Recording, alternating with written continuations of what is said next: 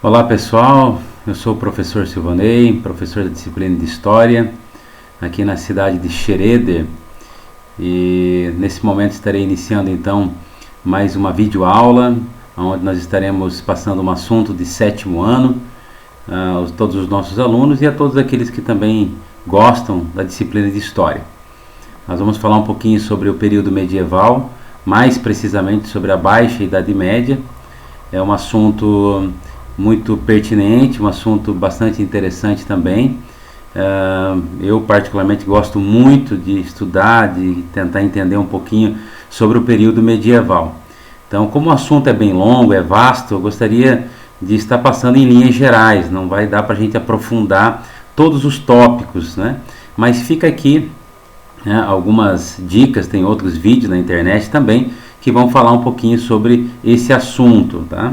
Então, especificamente ou especialmente aí me dirigindo a todos os nossos alunos aí, tanto da Santos Tomazelli, né, e também da Emílio da Silva, se bem que na Emílio da Silva eu tenho apenas 8º e 9º ano, e na Santos Tomazelli eu tenho do 6º ao 9º. Então aqui eu vou me dirigir especificamente aos alunos do 7º ano da Escola Santos Tomazelli. Vamos lá então para começar a nossa aula. Vamos aí de PowerPoint, temos aí todos os tópicos que estaremos abordando com vocês, tá?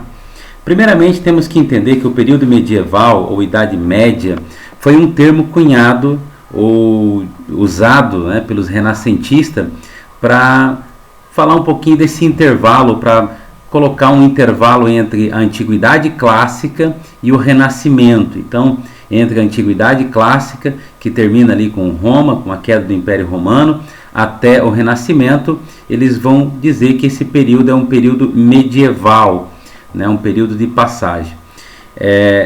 Há muito preconceito com relação ao período feudal, ao período medieval especificamente, né? Existe muito preconceito porque para alguns esse período se trata de um tempo de ignorância, de fanatismo religioso, né? Se bem que ocorreram todas essas coisas, porém não é bom estigmatizar. Aconteceram muitas coisas boas no período medieval, né? Quando a gente estuda, é um assunto, como eu disse, muito interessante, porque falamos de castelo, falamos de cavaleiros, né? Falamos de condes, viscondes, duques, arqueduques, né? De uma sociedade que tinha uma organização bastante diferente da que nós vivemos na atualidade. Muito bem, então o período medieval ele vai dar início, isso é apenas uma divisão temporal, né? Não que seja uma divisão única ou absoluta, mas uma divisão temporal. Nós temos aí o período medieval que vai então do ano 476 depois de Cristo, quando ocorre a queda do Império Romano do Ocidente. Lembrando que o Império Romano tinha Império Romano do Ocidente e do Oriente. O Império Romano do Oriente vai continuar ainda durante todo o período medieval, que é o Império Bizantino.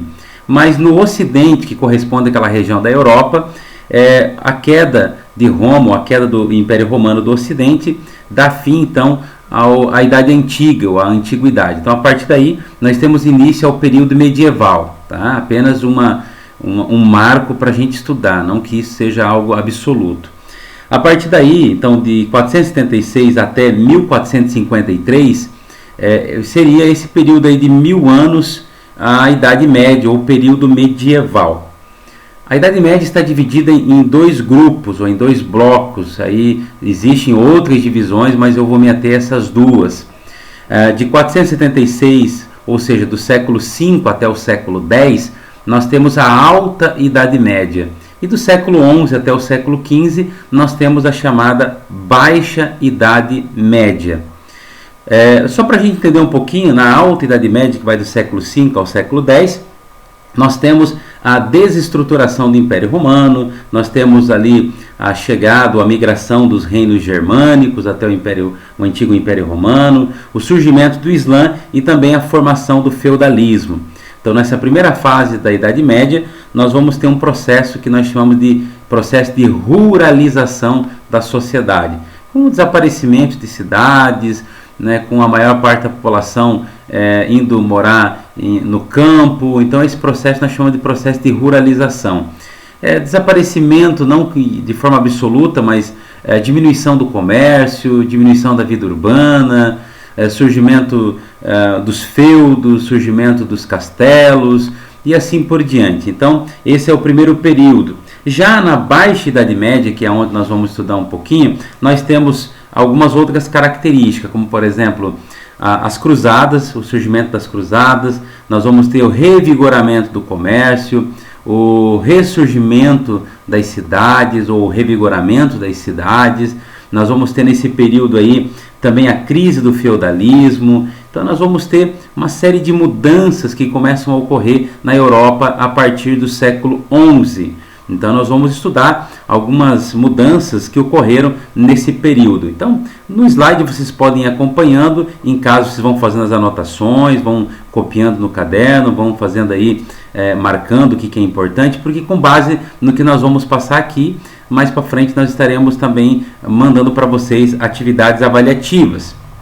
Muito bem, então nós vamos nos ater a partir do século XI em diante. Então, é um período da Baixa Idade Média. Então, nós vamos ter algumas mudanças aqui. Duas coisas importantes que ocorrem nesse período. Primeiro, a expansão da área de cultivo. Então, nós vamos ter expansão e nós vamos entender como isso ocorreu, né? E também inovações técnicas. Essas duas coisas juntas, a expansão da área de cultivo e inovações técnicas, vai permitir com que a sociedade medieval tenha acesso a mais alimentos. O alimento vai se tornar um pouco mais abundante. Lembrando que lá na Alta Idade Média, muita gente morria de fome, apesar de terem muitas terras, mas muita gente morria de fome, por questões climáticas ou por falta de conhecimentos técnicos de cultivo, muitas pessoas acabavam padecendo de fome.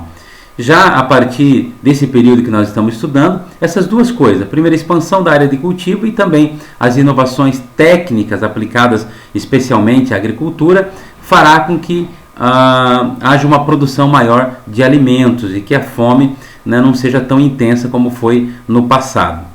Então nós temos aqui algumas inovações técnicas que é bem importante para vocês, alunos do 7º ano.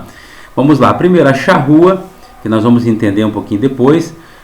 Também o sistema de rotação trienal, um novo modo de atrelar os cavalos e a difusão dos moinhos. Então essas 4 coisas, essas 4 invenções, 4 técnicas vão permitir que haja uma maior produtividade de alimentos e que isso também vai refletir de forma significativa no crescimento das cidades. Então vamos lá. Primeiramente aqui vocês estão vendo o sistema trienal, o sistema de rotação trienal.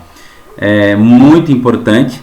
O que ocorria? Na época as pessoas não tinham conhecimento que de tanto você plantar uma cultura, por exemplo feijão, se você planta num determinado local por muito tempo sem adubar essa terra, o solo vai esgotando e com o tempo não tem cultura, nem feijão vai nascer ou qualquer outra cultura, porque você esgota o solo com o plantio. A terra precisa ser revigorada, ter um tempo de descanso. Isso a gente vai ver inclusive lá no povo hebreu, quando você estuda um pouquinho a história do povo hebreu, lá na lei hebraica, havia um mandamento que a cada 7 anos a terra tinha que ficar um período de descanso, um período de repouso. Então eles passaram a dividir a terra em 3 faixas, como se fosse essa pizza que vocês estão vendo no formato de pizza. Numa área eles plantavam aveia, na outra trigo e na terceira área eles deixavam de repouso.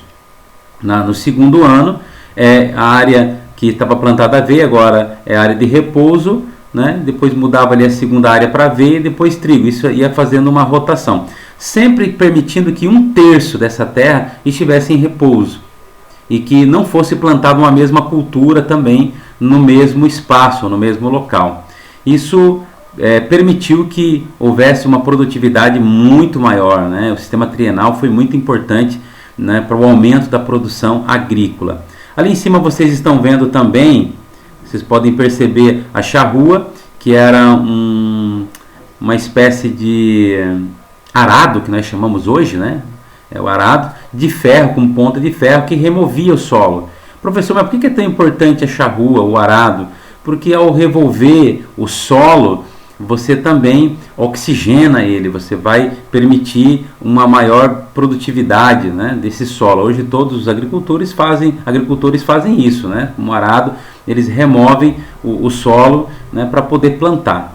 Então essas duas técnicas foram bastante importantes, né? Talvez nós passamos ali por cima do atrelamento do cavalo.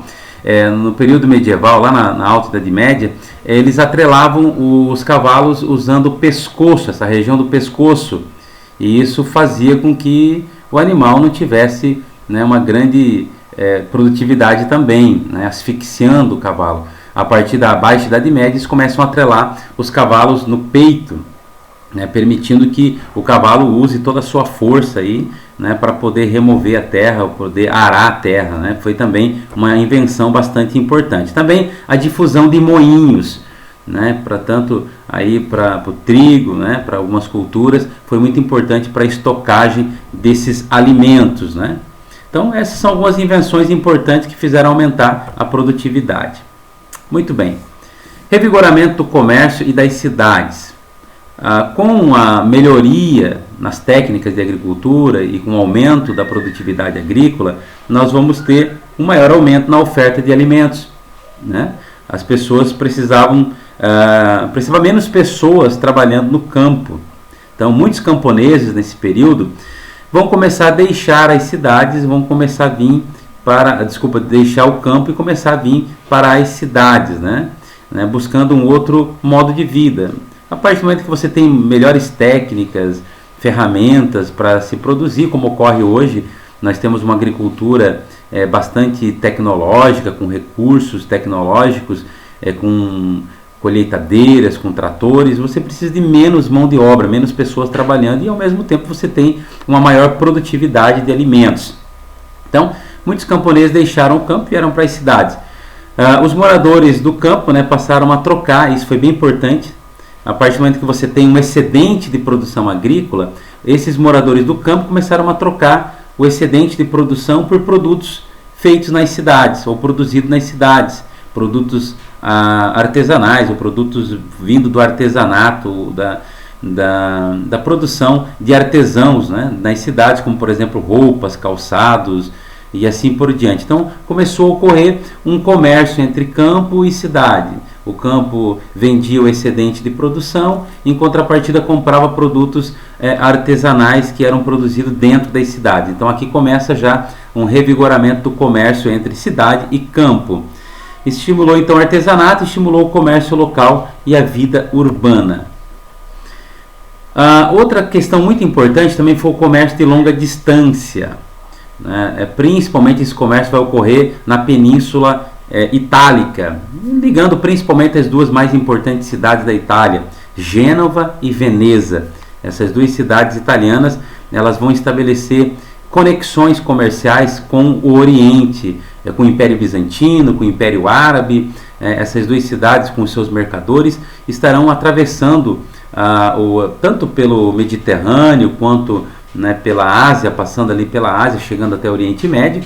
Eles vão buscar produtos, artigos de luxo, como seda, porcelana e muitos outros produtos, vão buscar tanto no Império Bizantino quanto no Império Árabe e revender na Europa, né? Então nós temos aí algumas rotas comerciais, né, das cidades, principalmente aqui do sul ao norte da Europa. Então vai ter um comércio também dentro da Europa com esses produtos vindo do Oriente, e das cidades do norte da Europa. Então começa a ocorrer um revigoramento aí do comércio, tanto o comércio de longa distância quanto o comércio local com esses produtos vindo de longe. Então quem vai dominar esse cenário serão os italianos, principalmente da cidade de Gênova e da cidade de Veneza.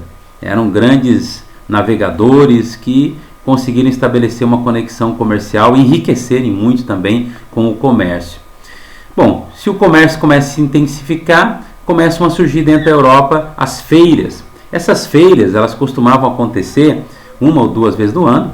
Elas duravam de 15 a 60 dias. Essas feiras vinham pessoas de todas as partes do mundo, né? Algumas feiras famosas que ocorriam na Europa, muito importante também. E nessas feiras, eles trocavam produtos. Pessoas tanto produtos agrícolas, produtos artesanais ou produtos vindo do Oriente, especiarias, produtos de luxo, eram trocados nessas feiras. Era como se fosse uma espécie de shopping center, hoje, para vocês entenderem. Algumas feiras também ocorrem aqui na nossa região, talvez alguns de vocês já participaram de uma feira, onde se vende de tudo, né? Uma intensificação do comércio.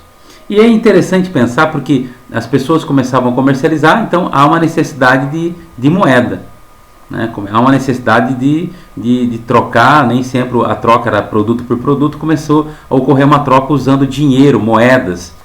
Porém, as moedas eram cunhadas nos mais diversos lugares da Europa e do mundo, e cada moeda tinha um valor diferente. Surgem então aí os chamados cambistas. Esses cambistas, eles trocavam, faziam o câmbio dessas moedas, né, nesses ativos espaços de comércio, começaram a fazer então a troca de moeda, o câmbio de moedas. Esses cambistas colocavam essas moedas em cima de um banco para examinar o valor dessas moedas. Daí surge o nome banco ou banqueiros. Os cambistas ficaram conhecidos como banqueiros e o banco que nós conhecemos hoje surge aí, né? Então há uma intensificação, a gente chama isso de monetarização da economia, ou seja, começam a usar mais moeda nessas trocas, nessas vendas e compras, né, nas atividades comerciais, e o surgimento dos banqueiros. Novas cidades também começam a surgir, muito importante.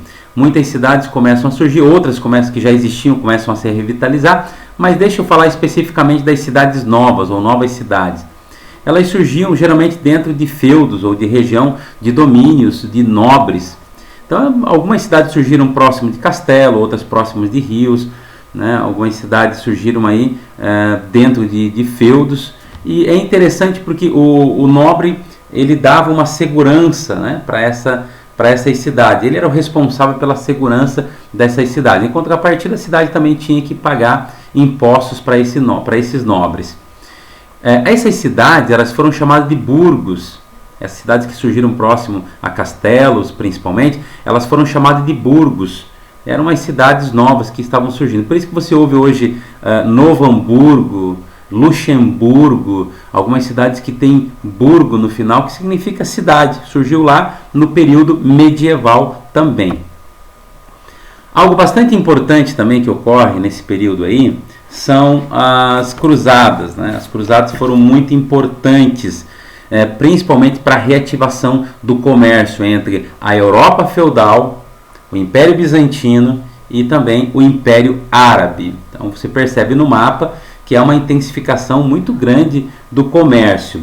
Essas cruzadas, a primeira cruzada foi convocada por Urbano II, em 1095, para reconquistar Jerusalém, ou a Terra Santa, que estava sob domínio dos turcos otomanos. Lembrando que por muitos séculos os cristãos peregrinavam até Jerusalém, até os Santos Sepulcros, os locais sagrados do cristianismo, sem nenhum tipo de problema, ou sem maiores problemas. No entanto, os otomanos acabaram dominando essa região. Os otomanos, que eram muçulmanos, dominaram essa região ali. Acho que foi em 1071, eles dominaram aquela região. E eles proibiram os cristãos de fazerem peregrinação nos locais santos. Então, a partir daí, nós vamos ter o Papa Urbano II convocando todos os fiéis da Europa a fazer todos não, né, mas os voluntários que quisessem fazer uma peregrinação até a Terra Santa e retomar a Cidade Santa, a cidade de Jerusalém, que estava sob domínio dos muçulmanos. É importante pensar que nesse período a sua população havia crescido muito, as cidades haviam crescido bastante, mas não como nos dias de hoje. Ainda 80% da população vivia no campo, apenas 20% viviam nas cidades. E não tinha terra para todo mundo, né? Então, as cruzadas foi uma forma de tirar esse grupo excedente, esse grupo que estava vivendo na Europa, que estavam sem terra ou com dificuldade financeira, de você tirar esse grupo e colocar numa empreitada rumo ao Oriente, né? Então o Papa convocou os fiéis. Então a primeira cruzada vai ocorrer ali em 1071. Muita gente saindo, tanto nobres quanto pessoas comuns, né, foram em direção à cidade de Jerusalém para retomar das mãos dos muçulmanos. E isso vai perdurar do século XI até o século XIII. Vão ocorrer aí de 8 a 10 cruzadas. As cruzadas foram muito violentas, muita gente morreu nessas cruzadas. própria palavra cruzada, a expressão cruzada tinha a ver com os estandartes, né, com que eles levavam, com estampado ali com uma cruz. Então por isso cruz de cruzada, né? Muitos nobres, todo equipado com aqueles equipamentos de guerra, com pessoas comuns, com espada, né, indo marchando em direção à Terra Santa. Muita gente morria no caminho de fome, né, muitas pessoas acabavam desistindo e ficando por algumas cidades, né. Muitas dessas cruzadas foi um fracasso total, absoluto, né. Então foram cruzadas organizadas pela igreja, mas aí tinha alguns interesses. A igreja, aí, principalmente os dirigentes da igreja, queriam desviar a violência da nobreza guerreira, né? E os mercadores ambicionavam os produtos do Oriente, as pessoas comuns entravam nas cruzadas com o objetivo de alcançar salvação, né? Alcançar salvação. As principais cruzadas aqui, depois eu vou disponibilizar para vocês, foi a primeira, foi liderada então por nobres, né? Pela igreja, né, que foram até Jerusalém. A segunda cruzada ocorreu em 1147 a 1149, foi comandada pelo rei da França e também pelo rei da atual Alemanha, né. Os dois se desentenderam, acabou fracassando e assim por diante. Algumas cruzadas, a quarta, por exemplo, foi movida por interesses econômicos, inclusive financiada por genoveses e venezianos que queriam que os cruzados atacassem a cidade de Constantinopla, lembrando que a cidade de Constantinopla era também uma cidade cristã, né, porque os moradores, os mercadores de Constantinopla estavam concorrendo com os genoveses e venezianos, então eles pagaram e financiaram os cruzados para que atacassem a cidade de Constantinopla e assim por diante. Mas percebam no mapa que as cruzadas foram importantes para que houvesse uma maior integração da Europa feudal com o Império Bizantino e também com o Império Árabe, e houvesse também uma revitalização do comércio, um ressurgimento, um aquecimento do comércio. Então, tudo isso faz parte desse contexto da Baixa Idade Média. Então, aqui a gente já falou, né, para vocês sobre a primeira, segunda, terceira e quarta cruzada. Né, vamos passar para frente. Aqui, a fome e a epidemia. Esse assunto é bem pertinente. Tá, vamos falar específica primeiramente aqui da questão da crise ocorrida aí entre 1315 e 1317. Houve um crescimento muito grande aí da população, então houve problema com oferta de alimentos insuficiente, apesar de todas as técnicas que nós mencionamos lá atrás, mas houveram problemas climáticos também que afetavam terrivelmente a agricultura. Então nesse período houve muita fome, houve uma baixa produção de alimentos no campo, que ocorreu a consequência aí de muita fome, né? Então, devido a chuvas torrenciais, má colheitas, né, isso gerou grandes problemas aí, né, para as pessoas nesse período. Mas também falar de epidemia, já que nós estamos vivendo aí na epidemia do coronavírus, Covid-19, é importante pensar um pouquinho entre 1347 e 1350, um terço da Europa morreu de uma peste, que foi chamada de peste negra, de uma epidemia que atingiu toda a Europa. Ninguém se sabe exatamente a origem, né? Alguns afirmam que essa doença surgiu na região ali da Mongólia, próximo ali da China, muito semelhante ao que ocorre hoje também, e teria chegado pelos portos italianos, Gênova, Veneza. As cidades italianas foram as primeiras a ser atingidas e se espalhando aí por toda a Europa, França, Portugal, Espanha, Inglaterra. Ou seja, um terço da Europa morreu, milhões de pessoas morreram devido a essa epidemia. Então, o que favoreceu a disseminação dessa doença? Primeiro, as cidades que cresceram de forma desordenada, havia também más condições de higiene, as pessoas na época, o aglomero, o ajuntamento de pessoas era muito intenso e isso fazia com que os hábitos ruins de higiene favorecesse a disseminação da doença.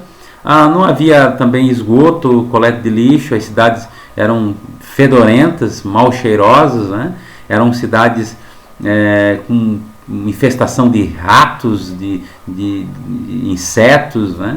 De animais até peçonhentos, né? Que infestavam essas cidades, o que criou um contexto propício para a disseminação de doenças, né? Essa doença, que é a peste negra, ela foi causada por uma bactéria chamada Yersinia pestis. Essa bactéria ela era extremamente mortal, né? Ela era uma doença letal, né? Então as pulgas picavam os ratos que estavam contaminados e depois picavam as pessoas, e as pessoas acabavam sendo atingidas. Surgia uma úlcera, geralmente na região da virilha ou do pescoço, e dentro de pouco tempo a pessoa começava com uma tosse crônica. Essa veia que nós temos aqui no pescoço, ela ficava num tom mais roxo, escuro, e em questão de dias e horas a pessoa morria. Morriam pessoas a todo momento na Europa. As pessoas não sabiam, não tinham conhecimento de bactéria e de vírus como nós temos hoje. As pessoas não sabiam de onde havia surgido essa doença. Então muita gente acabou criando fantasias, que aquilo era um castigo divino, que Deus estava castigando a população, as pessoas, devido às cidades, à prostituição, os crimes que ocorriam nas cidades, Deus estava castigando. Algumas pessoas chegaram a pensar que era o fim do mundo, que o mundo estava acabando, que não tinha mais jeito. Alguns acusaram, inclusive, os judeus de envenenarem os poços de água. Muitos judeus acabaram mortos, perseguidos e mortos devido a isso. Tem um link ali em cima que vocês podem observar, que vocês podem dar uma olhadinha na Discover, na History, onde tem uma reportagem, um documentário que fala sobre a peste negra. Então, muita gente morreu. E da mesma forma que ela surgiu, ela desapareceu, porque muita gente abandonou a cidade, as pessoas abandonaram cidades, correram para as montanhas, para os campos, se isolaram, e sem saber, sem querer, elas acabaram se isolando, e o isolamento acabou diminuindo o contágio e fez com que a doença também desaparecesse. A gente sabe que também tem um problema aí, de um vírus que se dissemina muito rápido, e aí estão falando em isolamento social, que as pessoas devem ficar em casa, etc.